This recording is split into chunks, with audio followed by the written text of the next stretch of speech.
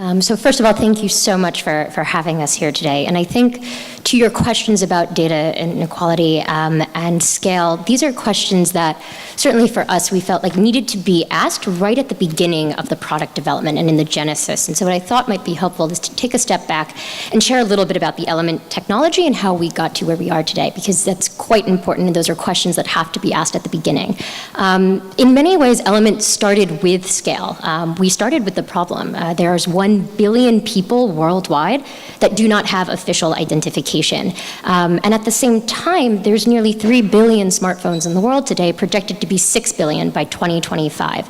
And so in 2012, our CEO and co-founder, Adam Perold, asked the question, well, what if we could take the mobile devices and smartphones and tablets that already proliferate the world, and could we use that to deliver digital identity? And not just any identity, but biometric recognition, the gold standard in human recognition. One of the things that's interesting about biometric identification is that this is something that we've done for years with hardware solutions that are clunky and expensive and that aren't, to your point, built for scale.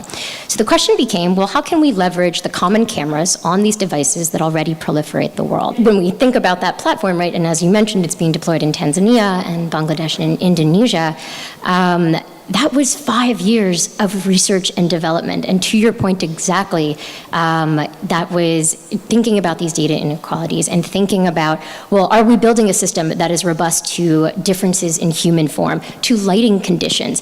Can it work on the Galaxy S8, but can it work on the Samsung S3? Well, what's the human-centered design process? And how do we take this technology that we've built into these algorithms for this recognition, and how do we actually deliver this in a way that can be used by a community health worker in Bangladesh? You had 3 words. I think I might go with 1. Co-creation. And for us, I think that encompasses everything when we think about sort of this total market approach to product development and deployment. That's everything from working with UN bodies to set the standards and understand the policy frameworks to implement this technology, because often the technology is evolving quicker than these standards. But also thinking about these data inequalities and thinking about the challenges, and I think the more we see co-creation, the more that we're going to see technologies that are built for purpose.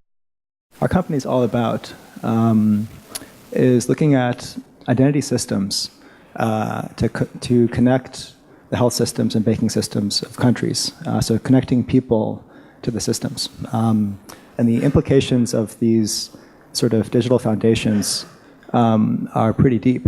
So when you're talking about population scale systems, you cannot ignore this. This is central, and in fact, you have to figure this out before you do anything, which is how do we keep it safe? And the principles here, when we think about security, quite often we think about just the sort of the wrapper.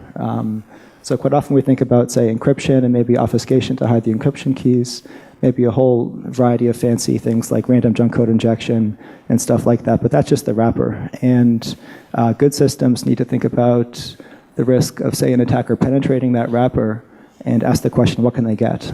So the best security systems are the ones that look at the architecture underneath and make it so that if an attacker gets through, what they get is useless. And this was so interesting. We formed 5 years ago. At the earliest stages, this was just a huge aha moment, which is that these systems that are built upon generating abstractions of the signatures of users have non-reversible abstraction. The way we've built the platform is with fragmentation, so that the identities that are sticking across the cloud are not sufficient to be able to match a person, and due to the abstraction, aren't even useful.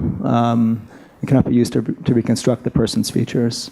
And then the principle of decentralization, where even though you can have a population scale system, the matching only happens local to a device on sort of the cloud side.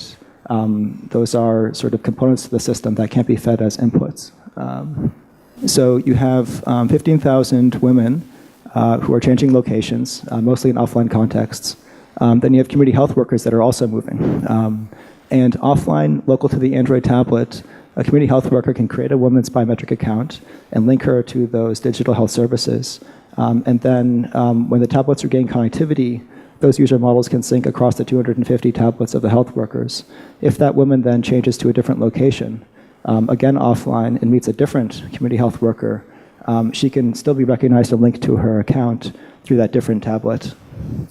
And this can be national scale, and this is now a very mature stage process at very large scale. And I think this is exactly what we're talking about. And our company is directly involved in this and seeing this happen across so many countries.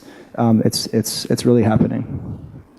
And we can unify not just a single sort of important health service, but national disease diagnostic systems, global immunization programs, continuity of care applications, and help build aggregate data systems that can inform better health decisions for countries. Our call to action is basically that we would love to begin discussions with any and all countries that are ready to talk about this. We are already having so many discussions with countries about this and national health systems about this. And the time is now. Everything's ready. And then, of course, funders to help us scale this. And this investment, by the way, is an investment that will generate building blocks upon which the future will be built. This will reinforce all of not just the current investments in health systems, but the future investments in health systems. Thank you very much.